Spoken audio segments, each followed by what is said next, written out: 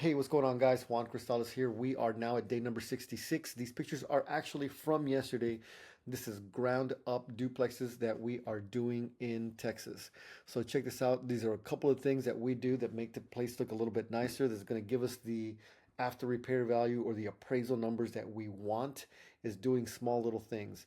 These are soft close cabinets, shaker style soft close cabinets. We like them. We get them from a company called Maxwell Flooring, and we add crown molding to the top of the cabinets. It just gives it a little bit nicer look. I know this one doesn't have any yet, but it is coming. But anyway, so that's one of the things that we do. I like the white look. It looks very nice, clean, and crisp, contrasted with the black matte handles. That's the other thing that we do is, make sure that these things just look very, very clean, very uh, contemporary, just look modern.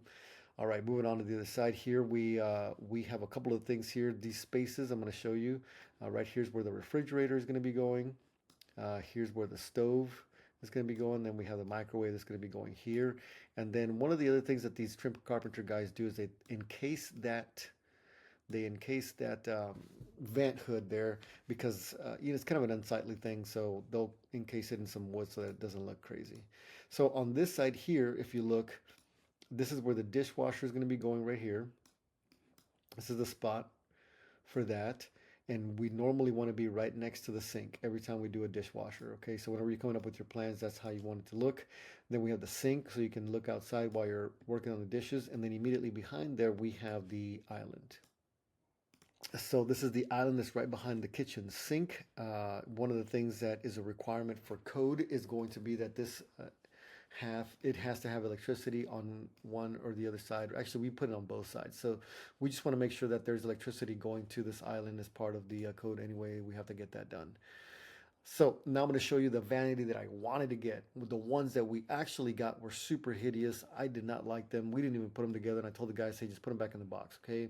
It was one big massive door here like this, and there was another big massive door here like that, and it just looks super plain, super just like not really nice looking. And we want to be able to get the appraisal value that we're going for. We're shooting for 400 plus is the goal, okay? This is a vanity sink base, and I love it that it has the four little cabinets on the side and the two little small doors in the middle here. And then this whole thing is countertop, and then the sink goes about right here, and then all of this stuff is just countertop space.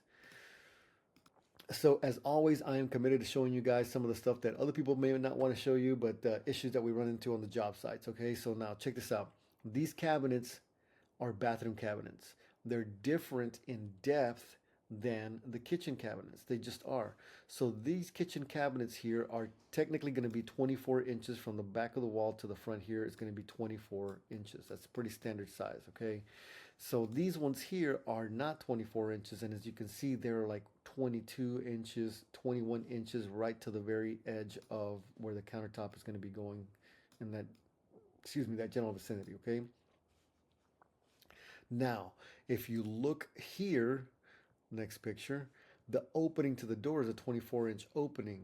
The problem is that, okay, you see how it's 24 right there. So the 24-inch door. The problem is that by the time you squeeze in and you put this casing in and the door is there, you really can't see because my head's in the way. We're looking at like right at 22 inches. I mean, I'm talking like exactly, maybe just a little bit more.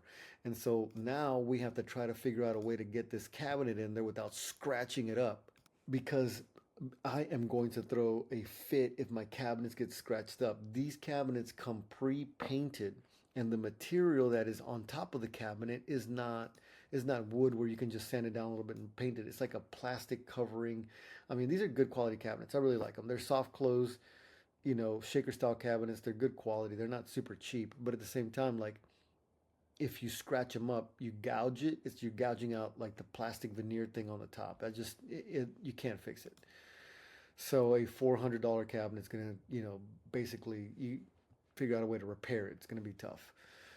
Anyway, one last small other thing that we have to run into here is, if you really can't see it here in this picture on the other side. I don't know why I didn't take a picture. I was so fired up. But look, check this out. You see that little crease right there? That's where the tape is together. It's cracking. It's coming apart. Now, you really can't see it that well right now, but once you have the walls painted white, you'll be able to see that little clip right there. That's where it's separating because you'll be able to just see the shadow of it, and on a white background, it'll be very, very noticeable. On the other side, it looks way worse. So now this is gonna fall on who? So little things like this end up falling back on the sheetrock guy. Now, there's going to be some situations where guys accidentally bump up against the sheetrock, people accidentally scrape it, scratch it, whatever. They don't come back and repair that. They charge you for any of that other stuff, some of the punch out stuff. The painter is able to fix some of this stuff, but man, the stuff here, the painter's not going to want to fix this because you get to basically scrape off. Okay, you have to scrape off. Use something to scrape off a little bit of that texture.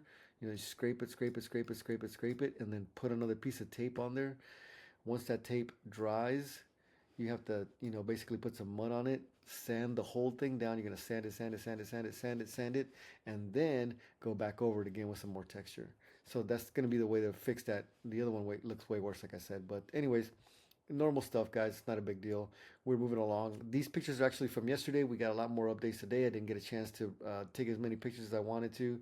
We had the pole removed actually earlier today. I don't know why I didn't even take a picture of it because I had to deal with that all day today. The guy from the internet company basically said, "Hey, look, we can remove the cable, but we can't remove the pole." I said, "Don't worry about it." He's like, "Yeah, but we're going to call in a maintenance request because the cables that got removed are not going to be low hanging. But if you don't remove this pole, I guarantee you that the maintenance guys are just going to reattach the cables to the pole that's already there. They're not going to try to find another solution to it because that's the easiest solution." And I'm just like, oh God, it's going to be right in the middle of the driveway. Anyway, so we had one of the guys basically do something where we got rid of the pole for now, but now we got past that. So now we're able to go ahead and start working on the driveway, start working on connecting the water, and then be moving forward with all that stuff, guys. So, anyways, good updates. Day number 66. We are getting closer and closer to getting this project ready to go. I am going to show you some more pictures as it come along. Thanks so much for watching. I'll talk to you soon.